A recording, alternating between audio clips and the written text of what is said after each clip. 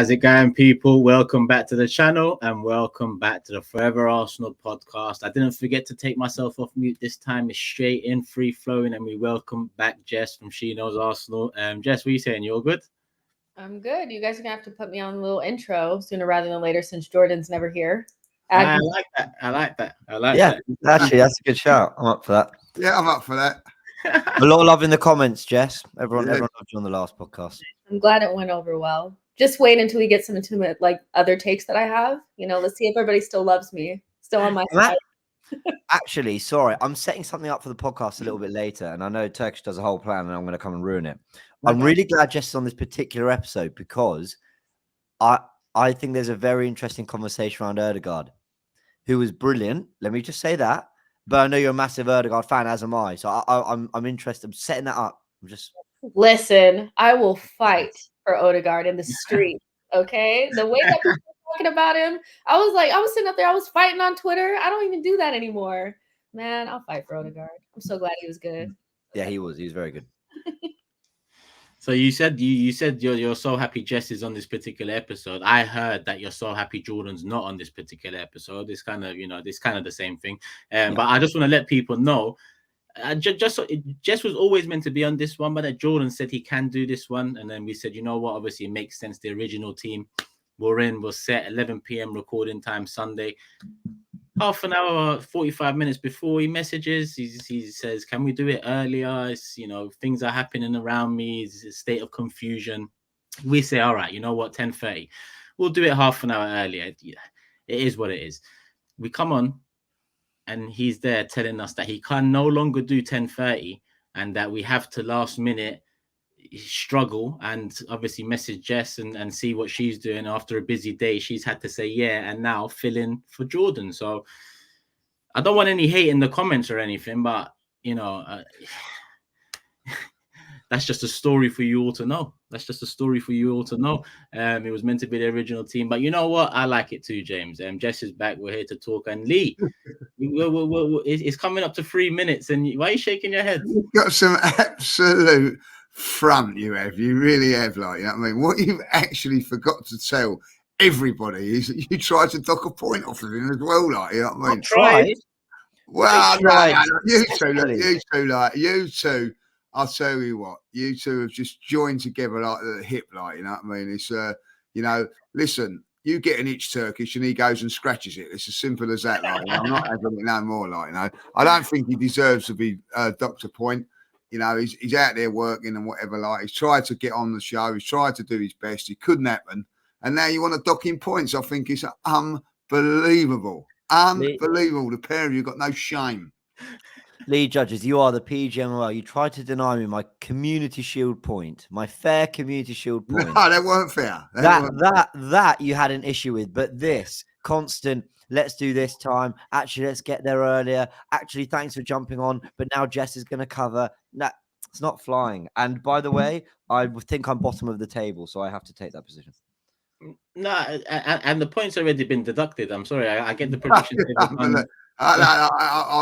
think we got to get some lawyer on here, someone better than Sharoy. I know someone. There you go. Mickey Mouse or someone like that's better than Sharoy. So anybody's better than Sharoy. So I should be looking up on the yellow pages tomorrow to see who we can get, By the sounds of it, you're the judge, mate. You're his lawyer. Yeah, well, I'm going to defend him, I just think it's a little bit harsh. Jess has come on the show, so it's made no difference. You're just, a couple of ruthless little turkeys, the pair of you, That's just as it goes, Listen, at the end of the day, the rules have been set, Lee, and in some way, shape, or form, Jordan has broken those rules. So I'm here to enforce them, and I've got very strong backup there in James. Strong backup. James's vote counts for 2 on the Fourever Arsenal podcast, if you didn't know. So with his vote, it's in our favour, and the point has been deducted, sir. And I can see at Christmas, come the next show after Christmas, you'll have one of those little lamps in the back of your set as well. It's ridiculous. Salt lamp. Ridiculous. Or Christmas tree as well. Absolutely ridiculous. Secret Santa, they have Gucci watches and things like that. It's ridiculous. You two this. It's absolutely ridiculous. All right. Enough of that. The point's been deducted. Nothing we can do. We can't look back. We can only look forward. But actually, we can look back because we have to talk about the game. Arsenal Wolves 2-1. Got the job done. 3 points. Results. I was about to say results, but Liverpool did come back against Fulham. But a result at the Etihad, Man City, Tottenham did go in our favour. A point shared there. We sit top of the league. 2-1 win. Who wants to kick us off? I mean, overall thoughts, Lee. You was at the game, obviously. Yeah. First things first. Thanks for everybody that come up and asked about the Fourever Arsenal. Like, you know, I must have had at least 10 people come up to me and say it was Jordan's best show. I'd say like, it's unreal. Like, you know what I mean? So thanks for coming up and saying that. I appreciate that. Listen, I'm going to say I'm going to be really honest. There's been a few games I've gone to the Emirates this season and not enjoyed. You know. Blown away by some of the football in the first half. I really was. I thought it was brilliant. The second goal, Odegaard goal, was fantastic. Movement, passing. I thought first 10, 15, 20 minutes, we was back to what we was watching last season with a defence that looked a bit more solid in everything that it was doing. Listen, should have killed them off a lot earlier than what we did. Had chances. If I was to say there was one disappointing thing or two disappointing things, is when they score the goal, because I'm actually sitting there like I was in the box with Cecil and Julian, and it was 2-0 after about 10 minutes. And I said, what do you reckon the chances of this being 2-0 at the end of it? Now, they've got no chance whatsoever. This is a 4 or 5. Then into the 70th minute, I think Cecil turned around at me and said, you could get 2-0 here, like. And I said, oh, yeah. And now I'm thinking, I didn't enjoy the last 10 minutes because I'm thinking, like, we need another goal, but I'll take the 2-0 and take the points here, like, you know what I mean? And I'm thinking, like, I just think, like, see it out now, like, you know. And then they go and equalise. And now I'm in a real. I said to Cecil, I've got a problem here, like, because it looked like they might score, but 3-1, I knew two of you suckers had that, like, do you know what I mean? So I'm thinking, and now Eddie's gone through. Eddie, oh, go on, Eddie, go on. Oh, no, Eddie. So that was that, like, you know what I mean? So I thought at the end of the day, I'll take the 2-1. But, yeah, the two things that really disappointed me was obviously the goal being conceded. And do you know what? As soon as we went 2-1 down, we stepped up again. Like, I felt that we could have stepped it up at any stage in that game. Like, and I felt that maybe, and you know, one lesson that we've not learned from last season, there was a few times we've done that.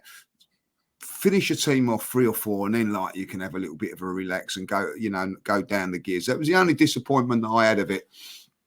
We see you out the game, and it was 3 points. And at the end of it, I've got to say, I enjoyed the game. I know I've looked back on it. Some of the football in that first half was brilliant.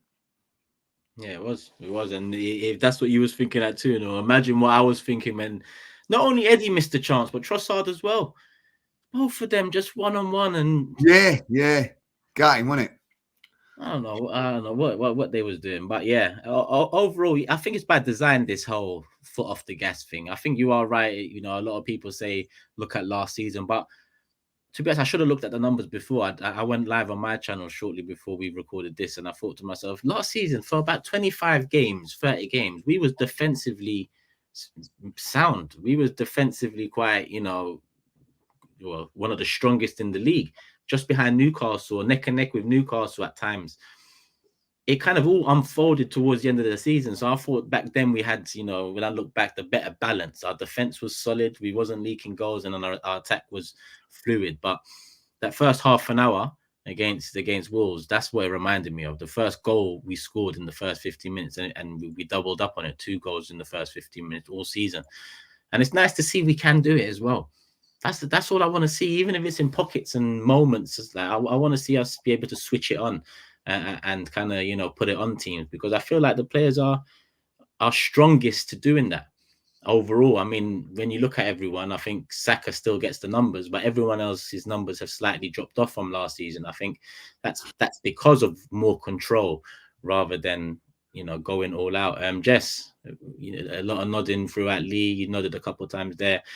What was your thoughts overall after the game ended? I was ecstatic. I was so happy. And like, I know that on the timeline, people were not happy because of the goal that we conceded, but I don't know. The football was so good. I could take away those last like nervy 10 minutes and really just like enjoy the fact that we look like a team that could score 5, 6 if we really wanted to. And I pulled up this little quote from Jorginho because Turkish, you were saying that you think it's by design, like this foot off the gas. But Jorginho said that he wants us to become more ruthless and kill games off and push for one more, one more, one more. And Jorginho's the type that like he's kind of like the coach on the pitch sometimes. So I wonder, sometimes I think it's like a thing that we do. I'm not sure if Arteta is actually saying take your foot off the gas because we created so many opportunities beyond those two. So like, I don't know. I think, yeah, we could have scored 4 or 5. We probably should have scored 3. You know, that's the difference.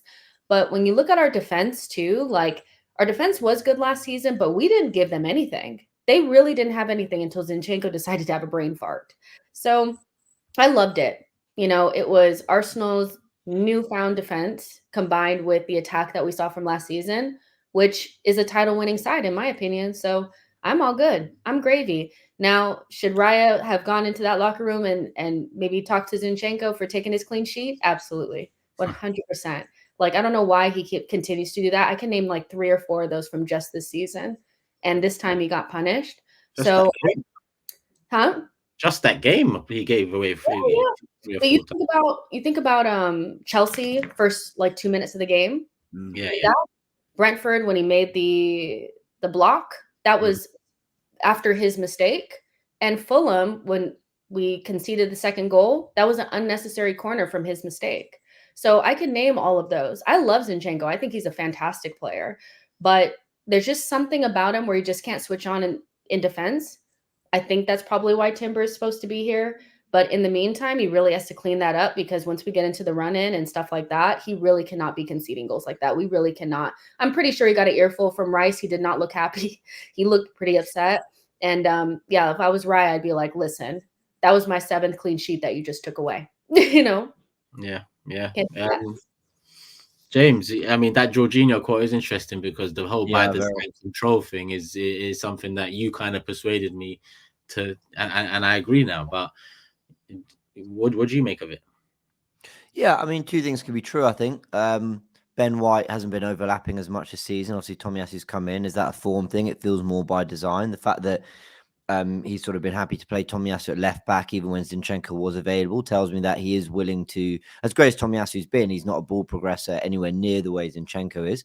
So that tells me that there is a slight favouring of a little bit of defensive control rather than throwing everything forward. He's opted for Eddie up top, who, if I give him one thing over Trossard, I'm not even sure he has this much more than Trossard, it's his work rate and probably his ability to press. Trossard is a better creator and false nine and all that. So those kind of things made me think that Arteta opted more for this kind of control rather than, but I think it's also like, you know, guys, I still, if you can win the game 3-0, win it. I'm not saying don't.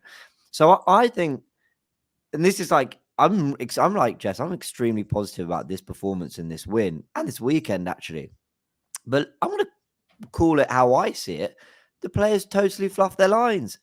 For 20 minutes, they blew them away and then they bottled it in front of goal. Now, bottled it sounds really strong, but they did. Trossard, you should score. Eddie, you should score. Jesus, you should score. Mate Tufé does really well with that effort that hits the post. Yeah. I don't want to, that's hard, but like, you all should have done better. Like, all of them. And actually, that's not just the finishers. And here's where, like, my little thing on Ødegaard comes in, because let me just say, Ødegaard is magnificent. I think he's a very creative 8. But you know how 10s, like naturally, you know, like James Maddison's a 10, well, you don't see as many of them. They kind of constantly float in pockets, and it's always that through ball, that killer pass, that whatever.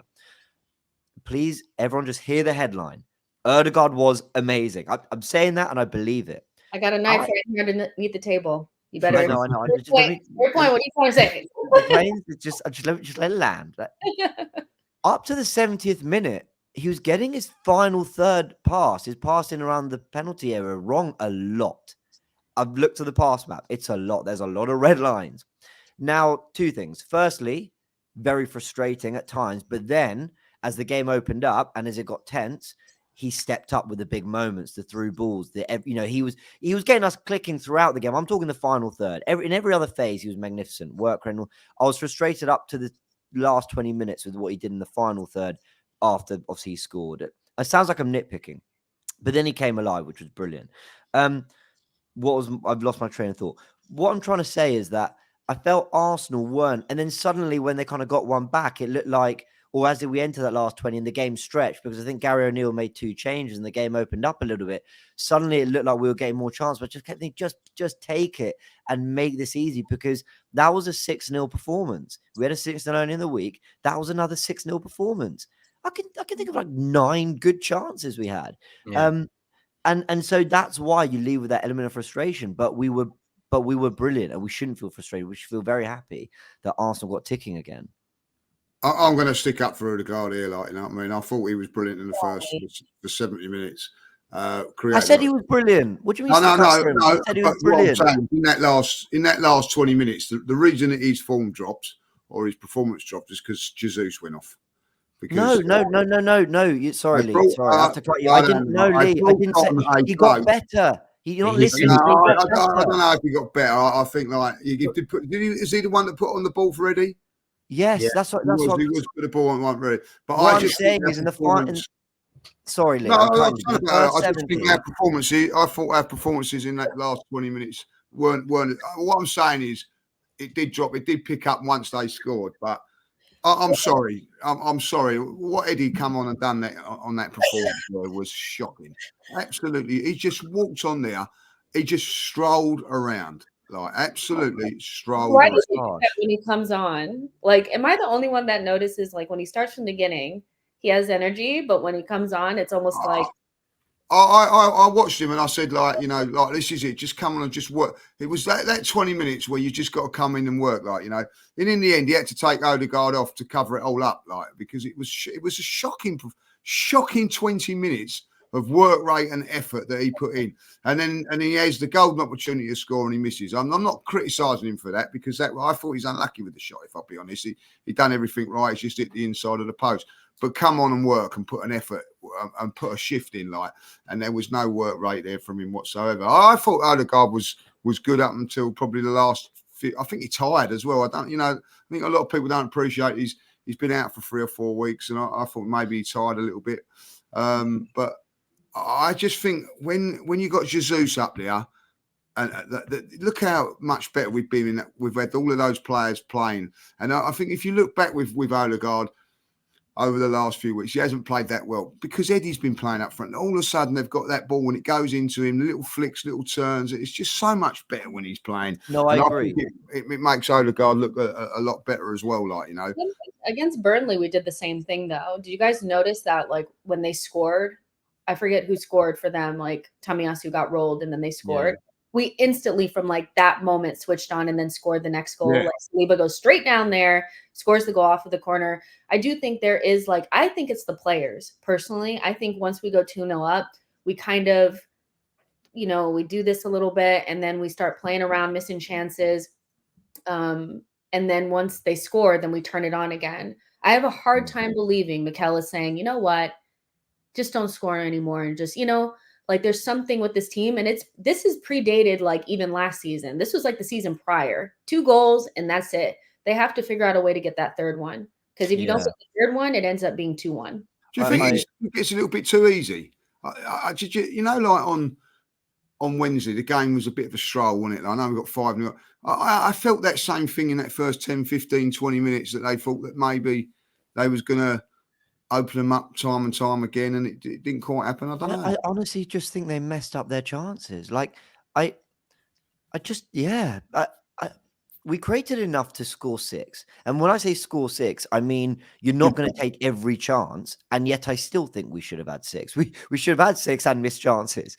You know, and I really do believe that. I look at the Trossard chance. By the way, that was a great moment created by Odegaard in the game. You know, that was brilliant. And Trossard's a bit unlucky with that. So that's kind of what I mean. Like, I can forgive him missing that. You got to take a chance. Then you got to set yourself as you're landing, whatever. Probably should score, but okay. I'm talking about, like, Jesus at the back post. I'm talking about Eddie and Trossard through on goal. I'm talking about those where I think or even not even just chances, but the openings. Because you see where Martinelli, how he opened them up and he hit the post. I'm not sort of mad at him for hitting the post, but I'm sort of mad that we didn't take advantage of how we just cut through them. Like that's where I think the team could have done a little bit better. But just on a couple of things you said there, Lee, I want to just be very clear about this because I know exactly what the fan base are like. I'm saying I thought Ødegaard got better in the last 20 from a chance creation perspective. As that game opened up, some of those through balls were immaculate. Yeah, He was opening up. And actually, you know that shot Saka had that kind of went just, I mean, I can't, from the angle I had, it was just high, wide, whatever. He does a little kind of roll, he's fainting, and then he just dinks it at the right time. So he did some immaculate things. I just felt that him, you could argue Trossard, there's a bit of frustration in and around the penalty area.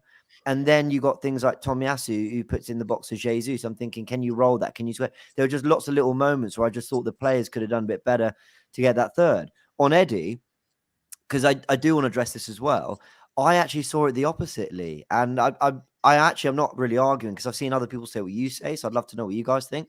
I thought he put in the work rate, but I don't think there's any excuse for missing that chance. And I know you said you saw it the opposite. Yeah.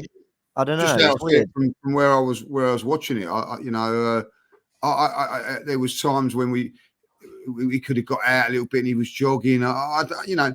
Maybe I'm being a bit too over the top about it, but I just, I think there's one thing you can ask for as a fan is just to put 100% in. I don't think he put in 100%. I thought we just went through the motions a little bit, like where it looked from my point of view. And whether he's frustrated about not playing, I don't know, but I didn't think he put in the work. When you come on that last 20 minutes after, maybe because Jesus chases everything down and all that, maybe you're looking at that standard of it and whatever.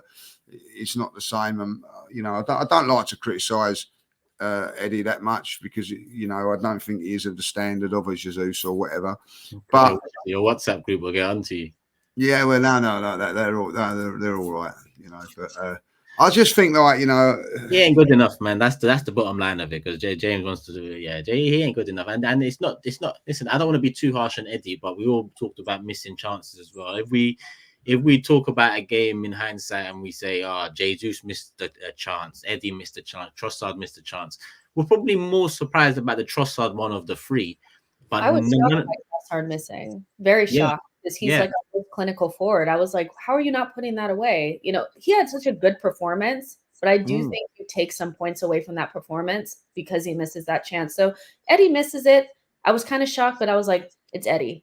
I definitely expect Trossard and Jesus to do better. 100%. You're right.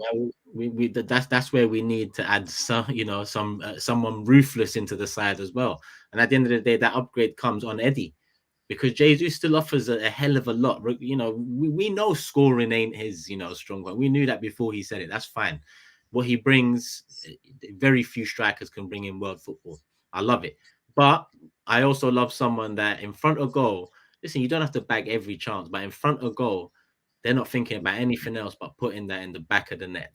I want that type of player now because we have a lot of, and being young doesn't help either because I feel like a killer instinct comes with age. Now, people will say Haaland and Mbappe young. That's true, but there's many examples of more experienced players having that killer instinct. And that killer instinct is not just putting a chance away. It's managing a game at 2-0 and knowing that, hold on, we can taste blood. Let's go in and eat rather than back off and feel like, oh shit, we fucked up a couple 2-0s last season. Let's kind of make sure we don't fuck this one up. Because that's kind of how I feel sometimes. Lee, you was going to say something?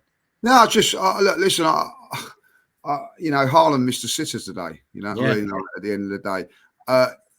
Strikers are going to miss chances. Eddie's going to miss chances. I don't really want to criticise him too much for that. I think, because they are going to miss chances. Yeah, you want them to score and all that, but put the effort in, work hard and things like that is a thing. Ian Wright was one of the best strikers ever over at the Arsenal, but he won fans over because he just wasn't a goal scorer. He'd work, he'd run, he'd tackle, he'd do all this and do that. I see Eddie out there yesterday. In my opinion, it's only my opinion. I may be wrong. Strolling around, you're not good enough to stroll around at this football club. You know what I mean? Like you've got to get on there and put. And do you know what? Normally he does. Normally, I've watched him in pre-season. I watched him in racing and chasing.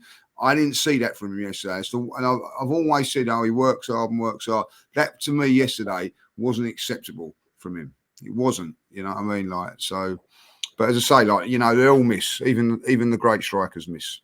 Tomiyasu stepped up again, and unfortunately, we've seen him go off injured. Did anybody say it? I didn't know what. Have we heard what that was? Was it a cramp or a kick? Or the IDKs are saying calf, I think, maybe, but nothing too serious. And that's been his like reoccurring. So annoying. Yeah, like since his time at Bologna. So I feel like that kind of brought it down to earth a little bit. I think a lot of us were like, this is going to be the guy. And like, I don't know. It's just after a couple of games, he just breaks down, and so unfortunate because he's so important. And I think, you know, if you have a fit Ben White, Tomiyasu can come in for Zinchenko in the 60th minute, and we don't have that situation. So we're losing some of our tools with him not being there. And 100%. it just sucks because I feel like we were just starting to like really get behind Tommy as like this really important player, but you can't stay fit. You know, I'll keep the same energy with everybody. You know, I'm harsh on Partey about not being fit, harsh on Emile. Tommy, to me, like he spent more time out at Arsenal than in the shirt. It you know, like I feel bad for him, but he was good. He was really good. Again. Yeah, it's frustrating, isn't it? It's frustrating because I would have played Tomiyasu left back against Luton. I would have done that, like, you know, but now I'd imagine that he's going to be out for if it's a calf injury, you're probably looking 2 weeks minimum. I mean, think about Anfield. You go to Anfield soon. Even Villa Park. I'm not trying to. I mean, again, I love Zinchenko, but I prefer Tommy. Yeah. Good point. He was great again in the game. But you're right about his injuries. You mentioned Trossard, Lucy. There, I thought he quietly had a really good game. What's that? That's what it sounded like as well. What did I say? Lucy. You mentioned Trossard there, Lucy. Loosely. Yeah. Oh, loosely. I heard that too. I was like, okay, cool. Oh, sorry. Yeah. Oh, did you think? Yeah, you heard Lucy too. Yeah. Yeah, loosely. Yeah. Lucy. Well, he's always on to me when I make a mistake. I'm going to get straight. I did make a mistake. Yeah, maybe it's my Lucy Lou. Something wrong with it. Yeah, I thought Trossard was quietly good, more off the ball than on the ball. I thought he worked really hard. Was winning the ball, got back quite a lot, pressing quite well, did some nice things. I don't know. Something is.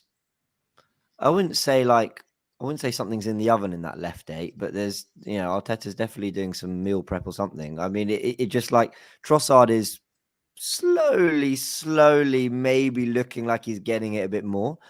Havertz good against Lons. I quite liked Havertz's cameo against Wolves, but I don't know if I was kind of watching that with rose-tinted, hopeful glasses. Did one really good moment. Did he win the ball back when we then like? We've said it quite a lot of time. He doesn't leave a foot in and win the ball back. Was you surprised he was left out? Yeah, really surprised. I was, very surprised. He'll probably play against like Luton, because I think Luton are like a bigger side. That's why I keep hearing that they're a bigger side. So maybe he'll play. But I thought, you know, going back to like the Trossard thing, like he did say that he knows that he needs to be more switched on. And I like that he was super switched on against like super switched on to the defensive side. And let's be honest, we need more than one option at left eight. Like Declan Rice, that's his position. We know it. Odegaard, right center mid, that's his position. Left center mid, some days you'll need a Kai, some days you'll need a Trossard. So I don't think some days you'll need a new signing. Some days you'll need a new signing. Exactly. So you just never know. And with Vieira and ESR out, I'm happy that Trossard is stepping up. Like I really am. Like he does not play games. This man, he's not playing games with y'all. If you're not good at center forward, he's going to play there. You're not good at left center mid, he's going to play there. So I like seeing somebody really impose themselves, because I feel like we've asked that of Vieira sometimes, ESR, and they just haven't done it. But Trossard came straight in and he was like, you're going to give me multiple chances. I'm taking it. So listen, let him grow in that position. Him and Kai can fight it out as far as I'm concerned. Hopefully, but we are half an hour in, exactly on the dot, people. Hit the like button. Have we hit 1,000 yet? If not, make it 1,000 now, people. And make sure you subscribe, put the notification bell on as well whilst you're in the process. We're going to keep it moving on to the next topic because we've got a subtopic before Luton. The subtopic is the FA Cup draw's been made. And yeah, I mean, we've got one of the harder ties, to say the least. Thumbs down. Now look, the bubbles popped up. Oh yeah. Don't try it there, James and Lee, please. You made a fool of yourselves last time. I made a fool of myself. Does it know other, like, if I do that? If I... Come on, Jess. Come on. This is what I'm saying. These men down here, they don't know what's going on. So what, if you wear a red jumper, you don't get it or something? What? You gotta wear a darker color, maybe. I don't know. But yeah, somehow we got Liverpool. Yeah. 64 teams. Carry on with the show. I just need to figure this. Just carry on. 64 teams in that draw. Non-league teams. How many is it? 20 Premiership clubs. And we get, so that's 40 other teams in there. 40, what we get out, like 44 other teams that we could get, and we get Liverpool. The two teams you don't want, Manchester City and Liverpool. Nah, he's like Mr. Bean. Nah, bro. If anyone's ever seen, but that little segment there was like Mr. Bean, I'm telling you. Like, why would it work? I don't even. First of all, can you turn it to the side like an actual thumbs up? He turned off the. No, it didn't do it. Oh, maybe I'm too punchy with it. I just don't think it likes you. Come on, man. This is why. What did you do there? Wait, what was that? What was that? He just went like that. Nah, your other hand's behind the mic, Jess. That's why. Let me see. Why is this so interesting? Okay, wait for them. For podcast listeners. Yeah. Right here, man. The screen is doing some craziness. Right here. So it's more. If you're on the bottom, you don't gotta. Right, that's it. Just move. I hate this. But yeah. So like, I'm disappointed with that draw because after the fixtures in December, that's why there was always like cup upsets in the early year, you know, back in the day with the FA Cup, because you'd have that really like difficult Christmas period, and then you'd have those games where you'd have to go again, like, you know, and you just want a nice little easy side just to see you into the Christmas break. And we've got Liverpool, and what that means is I'm not worried about playing Liverpool. It's not nothing to do with that. It means we've got to play a real strong side to get through in that, like, you know, as have Liverpool. While the likes of the teams around us, i.e. Manchester City, have got Huddersfield, so they can rest a few players and still go through, like, you know. So a little bit disappointing, but you know, that is what I say about cup football. There's always that luck of the draw. I'm happy with it. Happy strong. Because I'm a bit like, all right. Well, if we've got to win it, we've probably got to beat someone good anyway. And I know we've beaten Hull and Villa in finals and played Wigan and Reading in semis, and I get all that. You can, you know, what was United's run to the Carabao Cup final? I get it. You can have those runs, but generally, I'm like, we could also. This might sound weird. I'd rather this than the Carabao Cup West Ham away draw. I know it sounds simple. I just knew we'd rotate for that. We'd look sloppy. West Ham would be better, or whoever, some, you know, a mid-table Premier League team, with all due respect. I don't mean that disrespectful to any West Ham fans who might watch this podcast for whatever reason.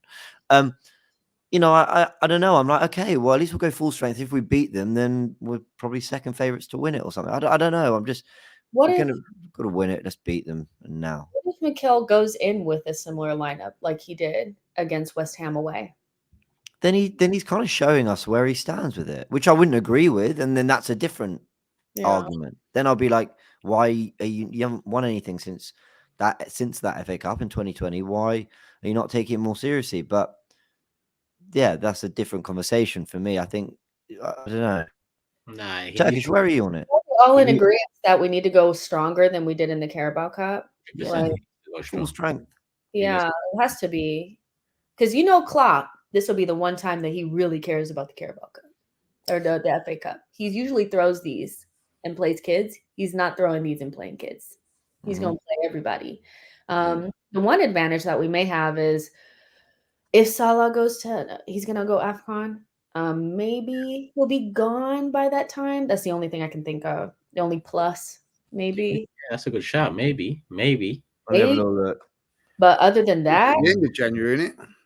Towards the end of January, I think. sometimes they go early. I feel like they go a little 13th. early. It's 13th of Jan it starts. So I mean, I don't know if it starts. You're right. I don't know if they go earlier. They must go a week before. No, you're playing that 4th of January. You're playing that. There you go. So I would hope. But either way, like I just want to see us take it serious because it's like the what if of going so like light and without a good lineup. You always have that, well, what if we had just played a better lineup? So yeah, but it's not nice getting Liverpool, but at least we're at home, and the Liverpool fans that I know were not happy to get us. So at least we know that's true. the playing field this time. I feel like most times they'd be happy to get us. Now they're like, we don't want you guys. So as my dad always said, like, you know, don't matter who you get as long as you're at home. Yeah. So, I mean, we're a lot more confident and hopeful in our chances these days than we were a few years ago against them. But James asked, and it's not ideal. It's not ideal. Obviously, it's not the best draw. But I'm with Jess. We have to go strong for it. I mean, there's no, Carabao Cup.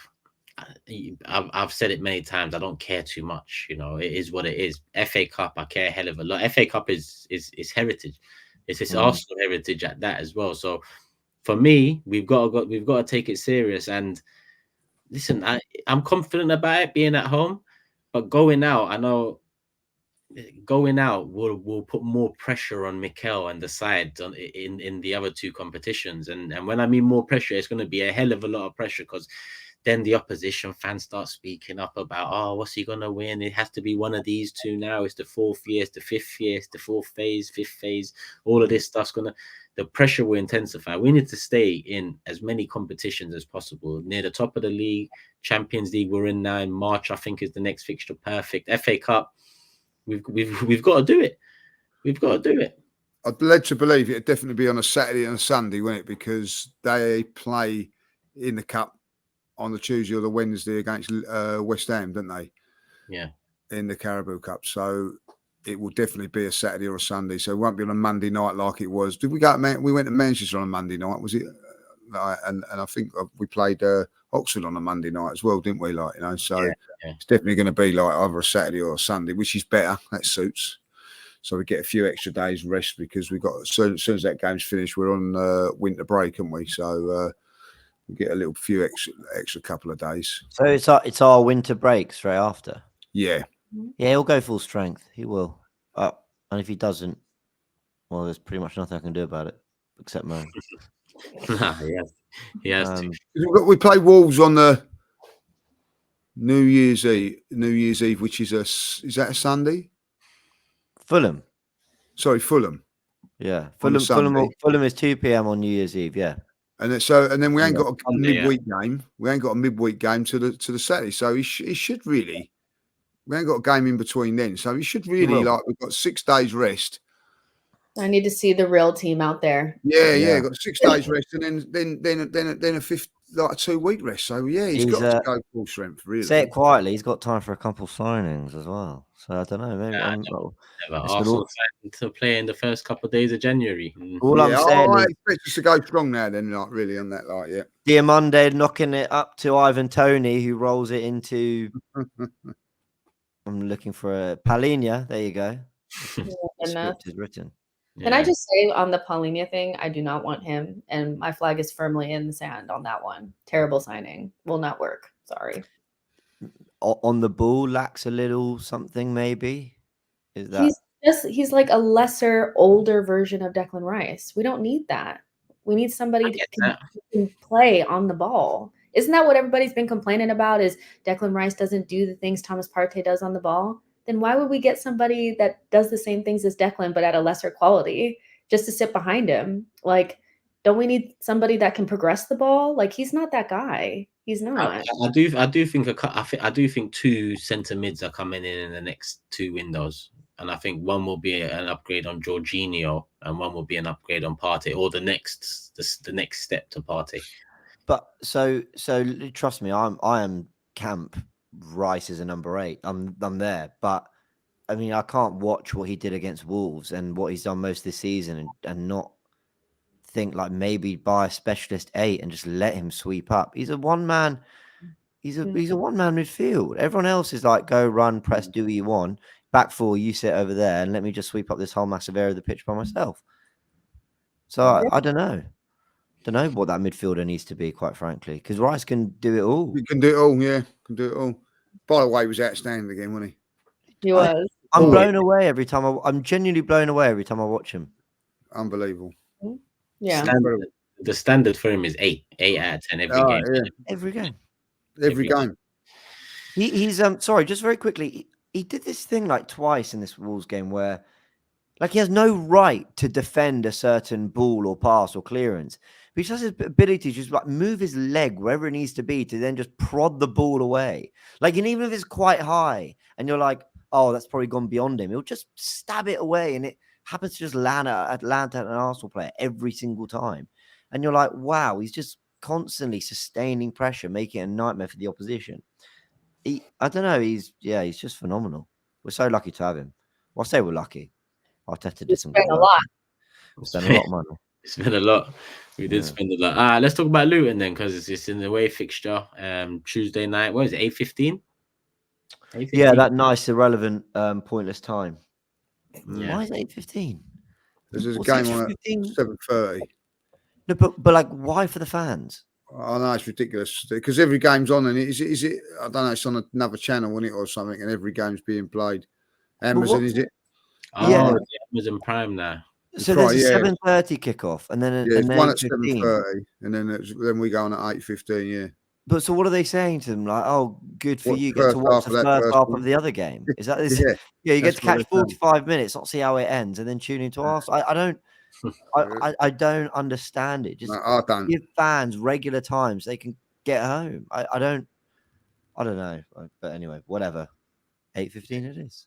It is what it is. Everyone expected the comfortable victory? No. They'll win, but not comfortable. Yeah. I'm same with you, James. A win, but not. It won't be easy there. I think Liverpool drew there just a couple of weeks ago. So if you're not on it and you're not doing the right things, they will find you out. You know what I mean? They were very, very good in transition, very good on the break. So if we're sloppy, they will punish. So we've got to be really on it. I do expect Arsenal to win it, but I don't think it's going to be a cricket score or anything like that. I don't. I think it's going to be a tough game. I think it will be very. I think the game will feel very compact and close, and like I think you're going to see a lot of like heavy touches, a lot of bobbly passes. I think you're going to see a lot of. You're going to look at some players that are very technical and go, you're not playing at the carpet now. Like, and I'm not talking about pitch quality or whatever. I'm talking about them just getting in your face. I'm talking about the fact that, I don't know if it's a smaller pitch than the Emirates. I imagine it is slightly. How much of a difference that makes, I don't know. The fact that I think from everyone who's been there tells me the crowd's right up to the pitch, quite on top of you as well. It's an evening game. I imagine the atmosphere will be amazing. And yeah, I just think, top of the league are rocking up at Luton. Is that the first time this season that they've welcomed top of the table? I'm not sure Liverpool were top when they went there. No, Tottenham were top. So okay. So they've had that before. That was a 12:30 kickoff, I think, on a Saturday. So I think we'll have to be quite ugly to get this over the line. I'm not seeing it going like, it's going to take some proper scrap and a 1-0. But I think we're just going to have to be quite patient and just try. Well, we can do ugly. We can. Yeah. Which is a good thing. Yeah. We know that now. I mean, we've seen the pretty champagne football this past couple of days. But if we have to scrap and we have to get a set piece here or there, or, nick an ugly one, then that's what we have to do. I don't think, like you guys already said, it's not going to be a huge score or anything like that. But it kind of will be, I feel like, a little bit like Crystal Palace away, like that kind of thing, where it's going to be like 1-2-0. It won't be the best, but we'll get through it. And I think now that we've seen our team play well and play the football, we can kind of like relax and just focus on getting the results. Because I feel like a lot of people focused on that for weeks. Great point. And it's kind of like, okay, we got that. We just need to get the points now. Luton, I haven't watched a lot of them, but that's because I love myself, and why am I going to subject myself to that? Let's be real. But all I've really read about them is that they don't score a lot of goals, but they're kind of physical and kind of tall, so we can match them. I think. They won at Goodison. Obviously, they held Liverpool. They beat someone else. Was it last week? They beat someone. I can't. They beat Palace, I think, 2-1. Yeah. United scored a late winner, no? Oh, United beat them 1-0, but I yeah, think 1-0. But yeah, it was a late one though, wasn't it? Late goal. I don't know how late it was, but it wasn't like added time. But second half, whatever. Yeah, like I think it will be awkward. Is my chosen word for this one. Good word. This is why Havertz is the preferred choice, I guess. Because it won't bother me as much if he's not receiving the ball in the half space, rolling it into Martinelli, behind the defense. It won't, if he's not creating left, right, and center. I need him to do what he's been doing well the last few games: win the ball in midfield, keep it simple, keep us ticking, keep the rotations going, win your headers, defend your headers well, attack headers well, be an option at the back post, be an option from corners, and just keep it moving. Like Jess, you just made a great point. Now we've seen we can do it in this last week with Lons and Wolves. We've seen we can score goals and create a load of chances. Yeah, I think now that's a little bit of a weight off everyone's shoulders. Like, okay, just win. I don't care if it's one shot with 20% possession. Well, I probably will on the next podcast, but just win. Just get 3 points and we'll carry on. Mm-hmm. I think they took the Jamie Carragher's little comment personal. I really think that those goals, the way that we were playing, came literally right after he said, I don't think they can win the league because they can't score a lot of goals. I think our team is petty like that. I really do. I really do think like Gabriel Magalhaes goes in with his phone and he's like, did y'all see this? You see, they're talking about me. They're talking about us crazy, But now we can just kind of get the business done because we all know good side, we can score goals. But like, if it's ugly, it's ugly. Who cares? Actually, you know what? Hearing what Jorginho said about being Arteta wanted, that's eased my mind, because I feel like now when I'm looking at it, it's probably down to, listen, Arteta's tweaked something to make us more defensively solid, but it wasn't at the expense of the attack. But because these players are now focusing on making sure that part of it's right for him, it's cost us because of their own faults and their own adjustment period. But I expect the balance to come back where it's not a what are we going to do today, control or excite. It's going to be control and excite. And I think we can do it against Luton. I think it can be difficult, but I don't think they should pose us much concern, if I'm honest with you. Even in the physical battle, I mean, Saliba and Gabriel, they thrive on that type of stuff as well. So I don't think that will sway. Ben White too. You expect him to come back in, and I think he does well in these kind of games. He tends to like it, so I'm happy. I don't think. What are you doing at left back, Turkish? Does Kivior come in? Oh, good question. It's a good point. Kivior, whose recent appearances I've very much appreciated. Yeah.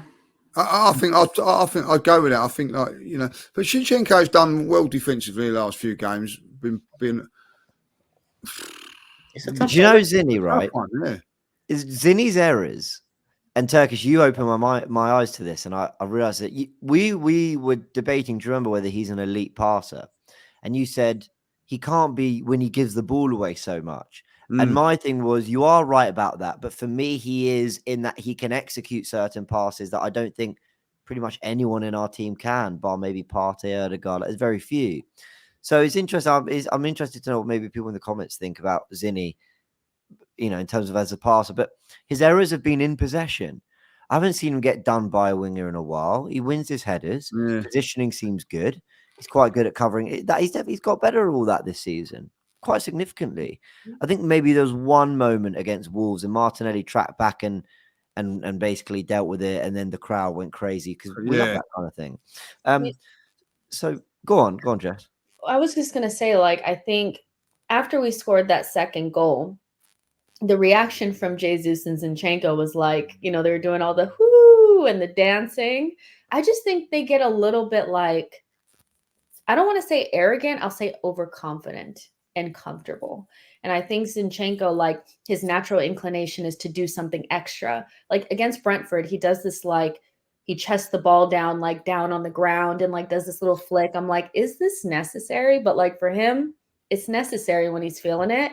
And I think you're right. It's not really defensively where he's getting caught out. It's not understanding when to be extra and when to just kick it out and be a defender. I don't know if he'll ever learn it. Zinchenko's 26, so I don't know if that's ever going to be something that he learns, especially when the manager's basically saying, well, you got to love him the way that he is. But yeah, but I would do Kivior because he might end up being important. So why not play him against Luton and PSV? That's pretty much like a throwaway game. And see if he can do that left back thing like Tomiyasu, because you can't go to Anfield with Zinchenko at left back. So you got to try something else if Tommy's not going to be available. I'd love to see Kivior. He looks just as good as Gvardiol, if not better. He's not pulling up any trees. Love to see Kivior out there playing left back. But the thing about Zinni, though, so I was at the game and I had a perfect view of his first half. Like I was literally playing that left back area, and there were a few passes where I went, okay, that made it.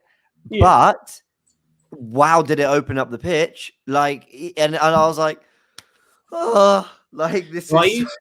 Did you bring up what I said because you feel less that he's capable of being a midfielder now, or you feel more that he's capable of being? Why did you reference that bit? I don't quite understand. Because he got a pass wrong, and it was actually more of a dribble. It's more of his dribbling out, and then he obviously concedes the goal. Yeah, because obviously you are right when I think about it. The passing, he did give away a fair few, but it's more what Jess said, the overconfidence on the ball, picking it up, taking that extra touch that cost him a couple of times. And that moment with Saliba, I think it was, where he should have let Saliba deal with it. He toe pokes it and Wang nearly comes in there. But they're probably more examples that he won't be as good in midfield as a lot of people hope, because if you're not comfy on the ball and if you're not scanning over your shoulder in those positions defensively, then in midfield, that's something you need. Yeah, I've given up on Zinni being a midfielder. I mean, I owe Robbie £100 and he'll get that around the time Man City's hearing is. So, yeah. Do we have to accept that Pep and Arteta might just know a little bit more than we do? No, not really. That's not fun. No. So, do they have a tactical insight show? No. So, yeah, back on. They don't get notes from Graham every weekend. That's all I can say. Well, yeah, I didn't want to say it, but I'm glad you mentioned it. No, Zinni is so risk reward, and I just I think that's the right word. I think you got to go with it. There's players you can be mad at, and I understand, but then there's also players that they make it very clear who they are and what they do, and at this point, if they do that thing and get it wrong, then you just got to be mad at Arteta for picking him because he clearly wants that from him. Like, Zinni will give the ball away more times this season, but he will also be the heartbeat of our team in a lot of games this season. And the Timber thing, I forgive Arteta for, though, because I feel like he did. I think Jess did it, but I feel like he did. He tried to rectify it with Timber. I think, I think look at the second goal. Look at the second goal. Yeah, that is unbelievable football. Unbelievable football, and he was in the heartbeat of it. The cutback's great, but it's actually the taking it first time into Jesus. It's not an easy skill. Yeah, he smashes it into Jesus. Jesus' ball is fantastic, and then he does it. Unfortunately, his mistake is what everybody's talking about. But he done some wonderful stuff in that game. Wonderful stuff in that game. And do you know what you said earlier on, James? He made a mistake, and Martinelli covered up for him. That's what teammates do. That's what players do. Sometimes you have to muck in and help your mate out. Declan Rice does it a lot for other players, you know what I mean? Whatever. Listen, I think that you've got to go with him, and I would have played Tomiyasu because of the height thing and all that. Like, if Tomiyasu is not available, you got to go with your main man. You got to go with him. Let's move on to predictions then. Let me bring up the table real quick. Slightly adjusted just before kickoff. couple of swines, you see. Look at that. I tell you what, 1 point clear. You tell you won't be. You know, I Gary, hope you too. Will you sleep well tonight, you two? I bet you I'll will. sleep That's like what a she's baby. talking I'm about. going to sleep even better now. I Because said, well, Turkish, you're just one of those guys. You should have been in the Western days. You know what I mean? You're just a bad man. You should wear black. we Bad, do bad, Clint bad. Eastwood, yeah. Yeah, like, you know, as soon as your head hits the pillow, you're asleep. You know what I mean? You've got no shame whatsoever. So put You it know, down. but at the bottom Lee, there. do you remember last Monday, we was meant to do the Forever Arsenal draft. Remember who pulled out at that last minute and we couldn't do it. This is a repeat offender now. I'm not having it now. Yeah, as his lawyer. Repeat offender. How can you say that word with no shame? It's unreal, like, you know what I mean? Well, I'm not on stand right now. I've had No, my trial. that's fair enough. I've had my trial. I've been, you know, You're reformed. You're reformed, aren't you? Yeah. I'm back. What's this, like 20 shows in a row on time? Yeah, well, I have to hold my hands up though. It's done now, and I would not want this to change. But on reflection, we really docked Lee a point for being at his daughter's birthday. Yeah. That's outrageous. I know. I mean, it's absolutely outrageous. Outrageous. I got docked 2 points, by the way, not 1, 2 points for being at my daughter's party, like, you know what I mean, like, you know, birthday. None of us gave a shit. No, and like again, his head hit the pillar and went straight to sleep, like, you know what I mean? He's got no shame. Listen, yeah, I've seen a new side of Lee in this, what was it, 23-24 season. I never thought I'd see it, but I've seen a new side. So you've got to do what you've got to do to get by people. And as you can see, the table is there. But if you can't see and you're listening on audio platforms, because we are on audio platforms, then let me go through it right now. 22 games played, 22 predictions made. Lee's top 2 correct scores, 17 points. I'm in second, 2 correct scores, 15 points. James is in third, 1 correct score, 15 points. And Jordan is well and truly, firmly last, 1 correct score. Correct. He was only top for 2 days. 14 points. What did you say, Lee? He got top for 2 days. Remember, like, that was the end. He's now bottom again, like, you know what I mean? I do feel sorry for him, like, you know. Now look at him. Let's do the predictions. Jess and Lee, you was close. You both went 2-0 last time. Yeah. Lee, let's kick off with you, top of the league. Same scoreline, like, but the other way around now, 0-2. 2-0 away from home. Cool. Because we're away, right? Not because you think Luton are winning. No, 0-2. That's why. Luton 0, Arsenal 2. Yeah, no one ever says it like that, but I mean that's fine. Yeah. I'm gonna go for a 3-0. 3-0 win. Yeah, James. Comprehensive Turkish.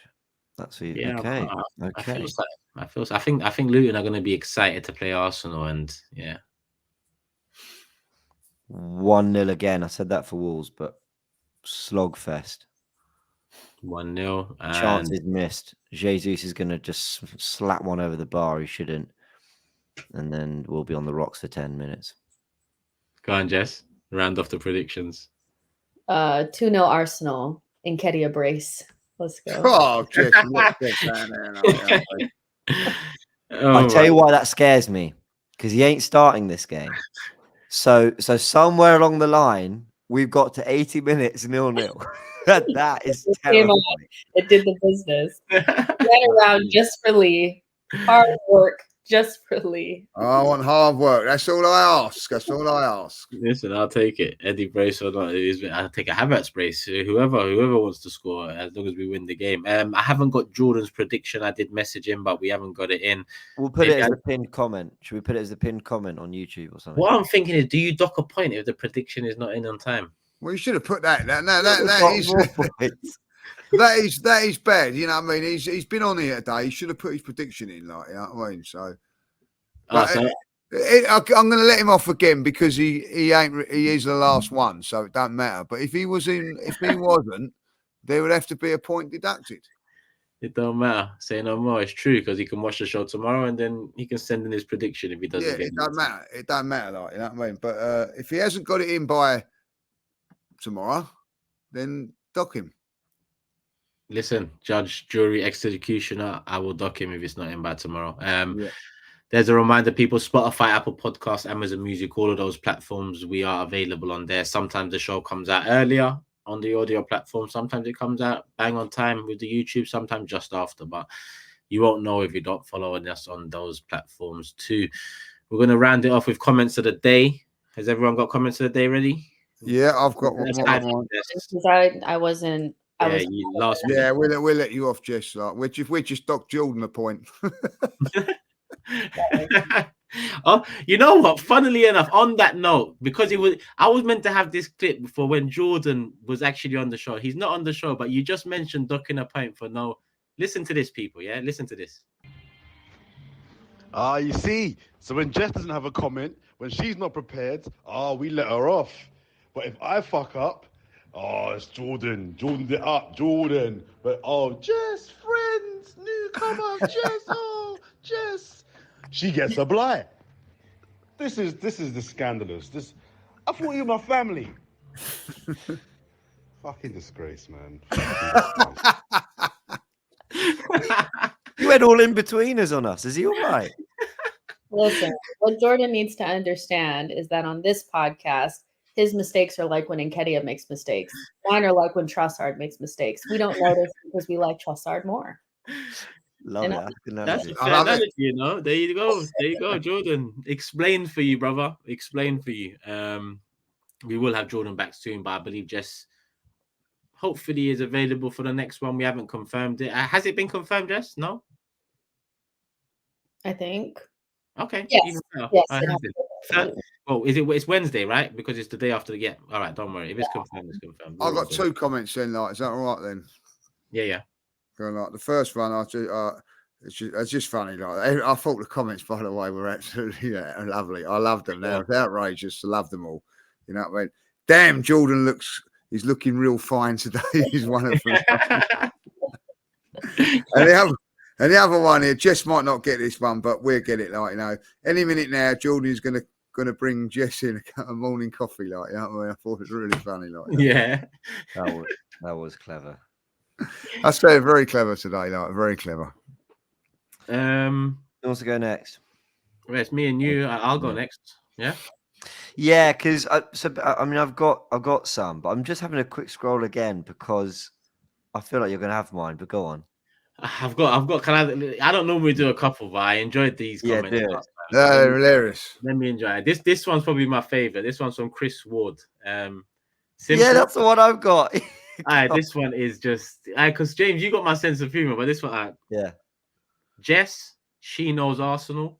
Jordan, he doesn't. I see that was very class. That deserves a thumbs up. Get the bubble up. There we go. Yeah, that was class. I got another one here from Terry. He says, I miss Jordan, the resident pantomime villain of Fourever Arsenal. I really need to hear the negatives of a 6-0 Wednesday night Champions League win. I really hope he records his thoughts on his phone and we can get the highlights at a later date. And he replied to that own comment saying, despite the sarcasm in the original post, I did actually miss him. It wouldn't work without him long term. Someone needs to be the negative Nancy or the Karen of the group. So I don't know if it got any better, Terry, with that second comment, but I appreciated the comment. So big up. Look, Jess has been amazing. Love to Jordan as well. He's such a good sport with all these comments. I mean, you'll rip him in the comments, but he's so good with them. And I want to say, because that's not always easy. Even when people are bantering me, sometimes I'm like, but do you really think that though? So trust me, to take it so well. So much love for him. But there were loads of them around Jordan. I like this one though. Jess' contribution is immense. She watches the full game. She's not critiquing based on highlights. But there were loads. I was going through. A lot of people enjoyed me and you trying to figure out the thumbs up, Lee. Well, they got another episode of that.